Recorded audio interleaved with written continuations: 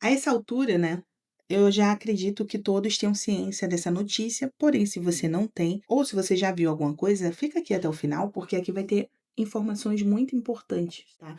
E sobre essa medida protetiva que impede o ex-marido dela de falar sobre o caso. Bem, para você que não sabe, o ex-marido da Maria da Penha foi preso recentemente, eu acho que foi no domingo agora, depois de dar uma entrevista para o Roberto Cabrini. Ele estava ali contando a questão dele dos fatos e tudo mais, e ele tem uma medida desde 2024 que impede ele de falar da ex-mulher, citar as filhas e tudo mais. Essa decisão, eu tentei encontrar ela na íntegra para bater cada ponto aqui com vocês, mas infelizmente não foi possível por ela estar em segredo de justiça. É uma medida protetiva que foi liberada ali pelo primeiro juizado de violência doméstica e familiar contra a mulher de Fortaleza, e ela proíbe divulgar informações relacionadas ali ao processo, né, de propagar o nome da senhora Maria da Penha e também da imagem dela com a das filhas e tudo mais.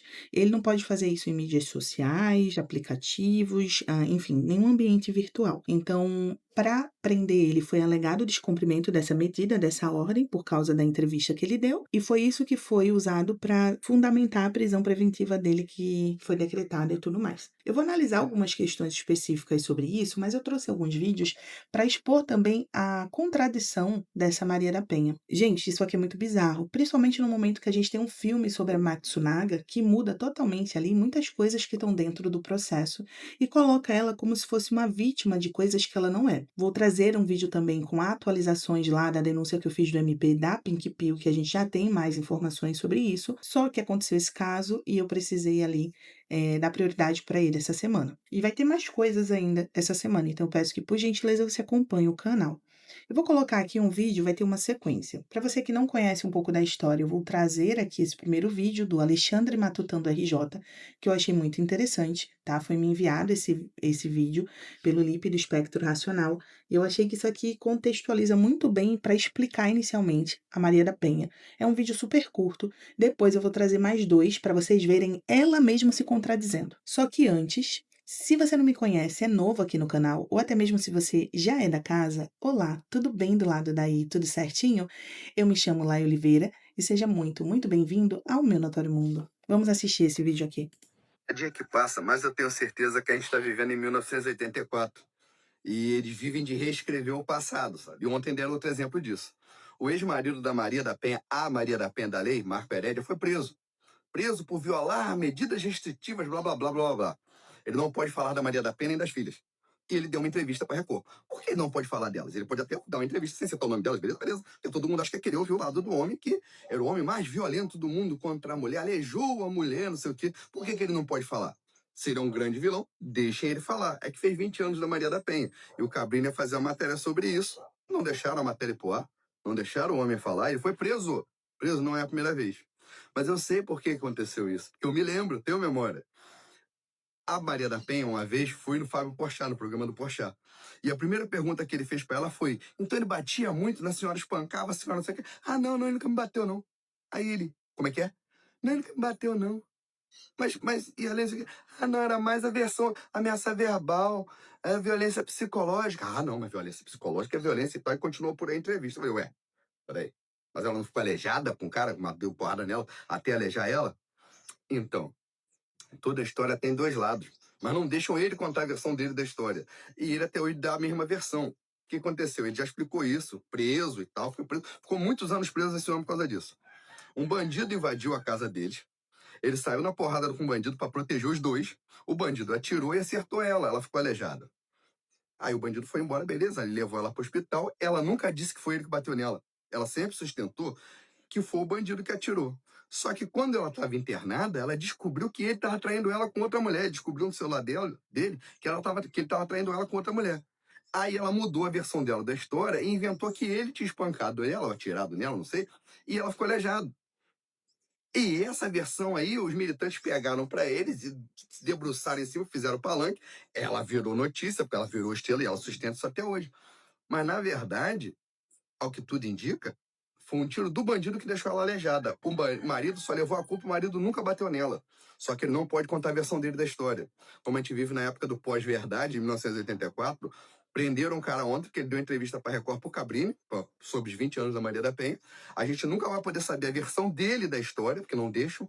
O Brasil Paralelo fez um documentário sobre ele falando a mesma coisa e não deixam empurrar. Foi censurado também o Brasil Paralelo. Deixem ele contar a história dele. Por quê? Não é para acabar com a lei. Eu quero que a lei continue. Eu gosto da lei. A lei tá boa, desde que não use mentira para punir os homens, tá bom? Sabe? O que a gente vê muito. Sabe? Mas deixa ele dar a versão dele da história. No Brasil, censura prévia é crime, tá bom? E é o que está acontecendo. Tudo. Eu gostei bastante dessa explicação do Alexandre Matutando RJ. Eu discordo que a lei seja boa, esse é o ponto de divergência que eu tenho com ele, mas eu achei que resumiu muito bem.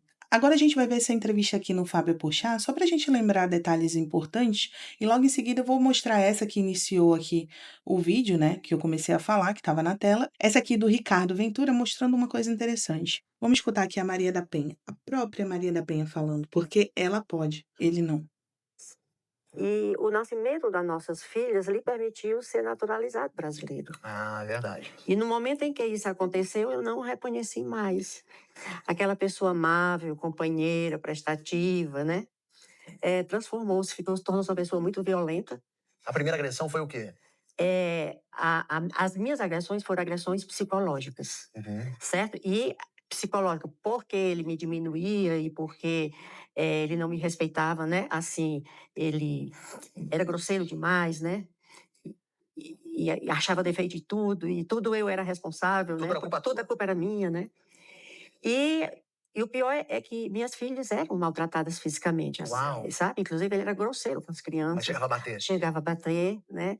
E isso me deixou desesperada, angustiada, né? E assim, querendo que ele até encontrasse uma pessoa que o levasse da minha casa Torcendo pra ele arranjar. para ele arranjar, né? Mas isso não aconteceu. Já não havia mais amor ali. Não. Era só medo. Só, Uau. né?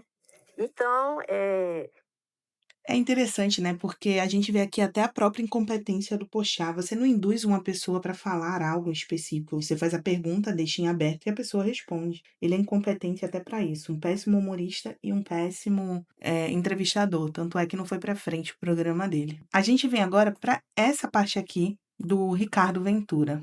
Vamos escutar aqui rapidinho. E agressões verbais era toda uma tortura psicológica, mas fisicamente a senhora chegou a ser agredida?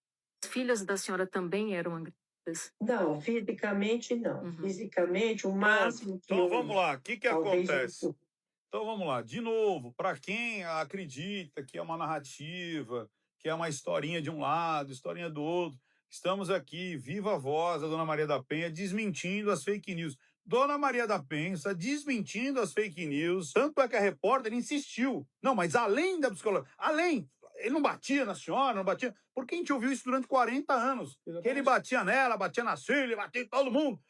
A gente não ouvia só isso da boca dos outros, né. A própria entrevista que ela deu para o Porchat, a gente viu ela falando que ela não era agredida fisicamente, mas as filhas deles eram. Porém, nessa outra ela já disse que nem ela nem as filhas sofriam agressão.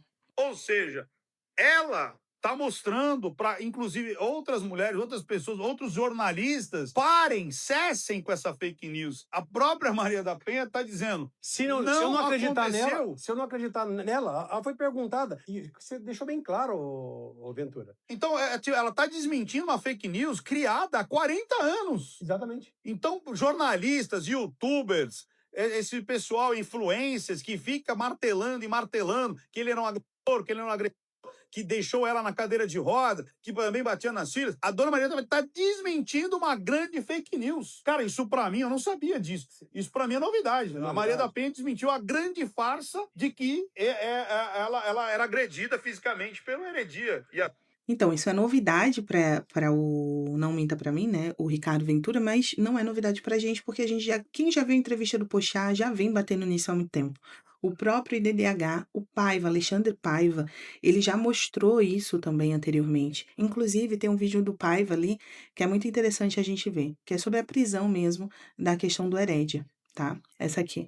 A Antônio Heredia Viveiro, de 80 anos, aí, portanto, vem algemado com as mãos para frente, lembrando que ele não vai poder falar sobre o processo em si. Mas a gente vai tentar falar com ele sobre outras coisas. Acabou de ir no banheiro, pediu para ir no banheiro para sair. Seu Marco Antônio, como é que o senhor recebeu essa decisão da Justiça? Eu sei que o senhor não pode falar muito sobre o processo, mas como é que o senhor está se sentindo agora? Fordecer, eu acho. Fordecer, eu acho.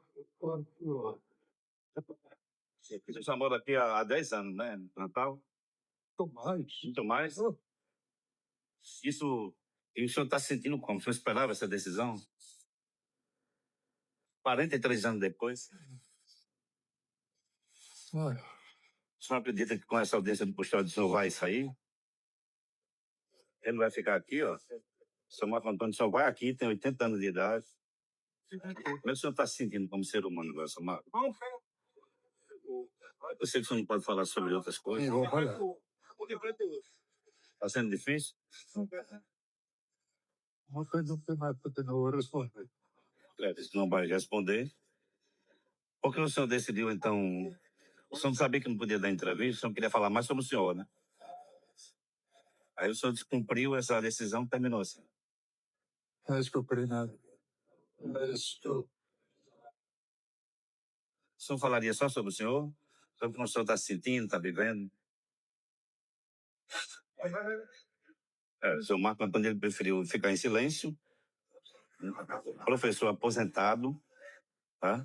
Teve um processo de 91, 96, e ele, ambos os processos sobre recurso, em função disso, ele vai entrar aqui, ele vai entrar por aqui. Senhor Marco, o senhor acredita que o senhor sai na audiência de custódia? O senhor acredita que a audiência de custódia só vai ser liberada? Mas já está tão doido aqui. Já está tão doido aqui. Diz que a justiça está muito doida aqui. Mas Se isso daqui não te revolta, nada mais vai te revoltar. Este senhor é o injustiçado. Novamente injustiçado. Isso aqui é a vida de quem luta por justiça no Brasil. Mas nós vamos vencer.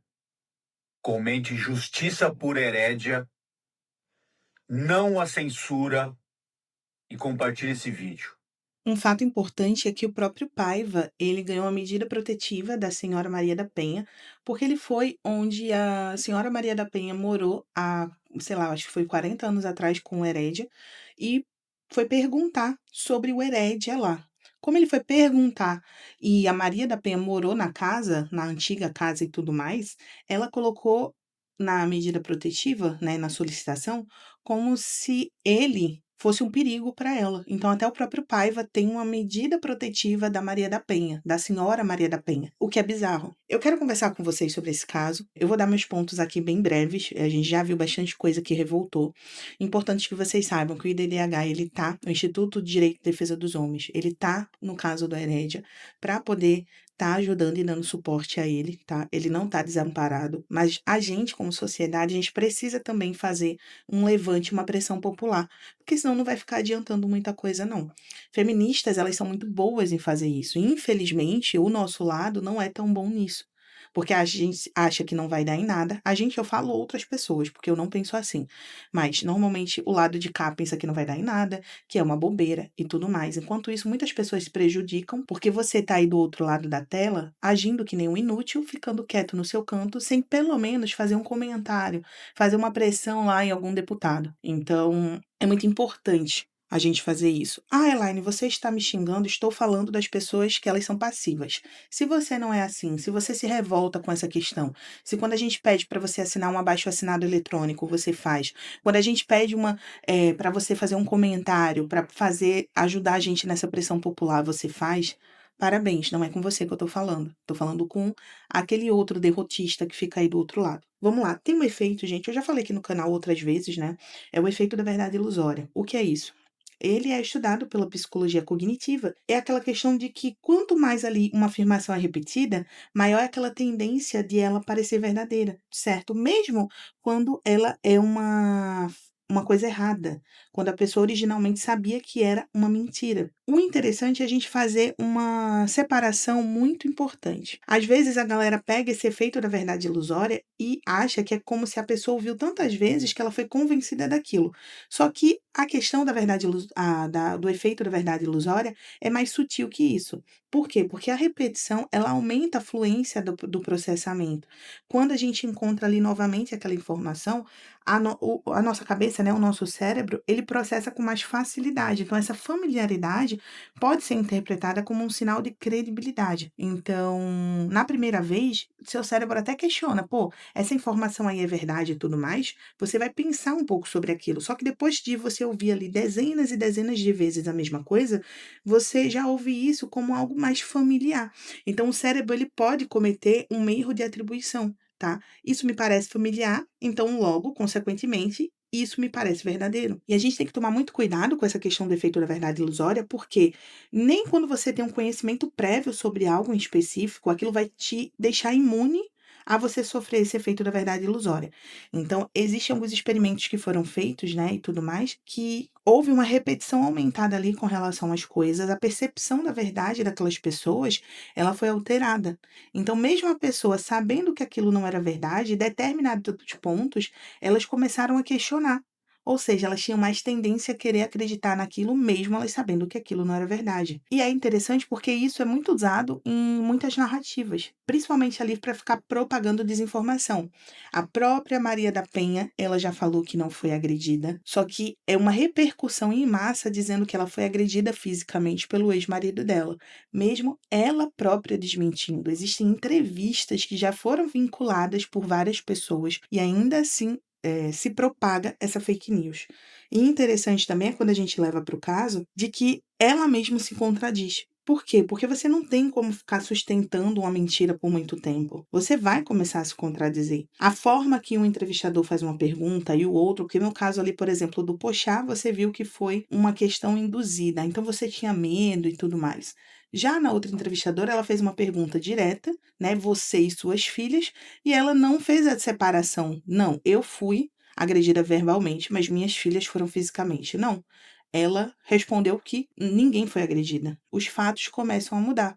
Ela não vai sustentar aquilo por muito tempo. Então, sobre a medida protetiva ali do Hered, ela está sob sigilo de justiça. Infelizmente, eu não consigo trazer ela aqui para bater cada ponto. Só que ela é muito problemática, porque ele não pode se manifestar para contar a versão dele sobre o processo. A Elise Matsunaga esquartejou o ex-marido, e ela hoje tem um filme distorcendo fatos que estão comprovados em processo. Muita coisa da que a Maria da Penha fala não tem comprovação dentro de processo. Isso é muito importante também. Estou falando, obviamente, das partes que foram vazadas do processo dela, porque até hoje ele também está em segredo de justiça.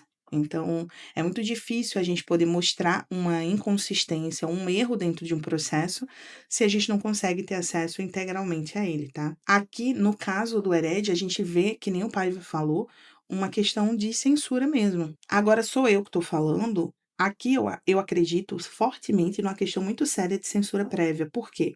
Não foi só o próprio Herédia que passou por essa questão das consequências da situação. Até a Record não pode exibir a reportagem. A Justiça mandou retirar o conteúdo relacionado à entrevista e determinou ali a preservação do material jornalístico, ser utilizado ali como prova contra o próprio Herédia. Isso coloca diretamente em discussão um artigo que é o 220 da Constituição e da jurisprudência sobre a liberdade de imprensa. Obviamente, fora o absurdo do próprio Herédia não poder falar sobre o próprio processo. Eu não estou dizendo que é certo ele não poder falar e tudo mais, mas quando a pessoa fala que não é censura, que já vi alguns meios ali de comunicação falando que o Herédia não está sendo censurado, então eu trouxe aqui o caso da Record para provar que sim, isso entra em censura. Tá bom? Eu não vi, pelo menos, procurei bastante, não consegui ver em nenhum momento o porquê a entrevista representaria um risco para que fosse acionada a medida protetiva, porque a Lei Maria da Penha, até onde eu pesquisei, ela é muito enfática, né? É muito clara em deixar que as medidas protetivas, elas existem ali enquanto persistir o risco à integridade física da pessoa, sexual, patrimonial, moral da ofendida ou de seus dependentes. Onde é que ele contar a versão dele, isso acontece? Não acontece. Ele nunca agrediu verbalmente a senhora Maria da Penha em nenhuma entrevista. Ele nunca, nem sequer, colocou ali de incitação de algo contra ela. Ele só conta a versão dos fatos, dele em específico. Eu não consigo entender qual é o nexo ali do Herédia ele conceder uma entrevista sobre a própria condenação dele e o risco à integridade da senhora Maria da Penha e das filhas dele. Eu não consigo ver o nexo relacionado a isso. Então, para mim, essa decisão ela tem muitas problemáticas. Eu vou fazer uma live explicando sobre essa questão e debatendo mais sobre isso e outros vídeos que eu encontrei, tá? Vai ser amanhã, quarta-feira, às 19h57. Mas, claro, obviamente, tudo que eu falei aqui é a minha opinião. Eu gostaria muito de saber qual é a sua. Então, deixa aqui nos comentários. Não esquece de se inscrever nesse canal e me segue também lá no Instagram. Foi muito, muito bom conversar com você. Até a próxima e fica bem, tá?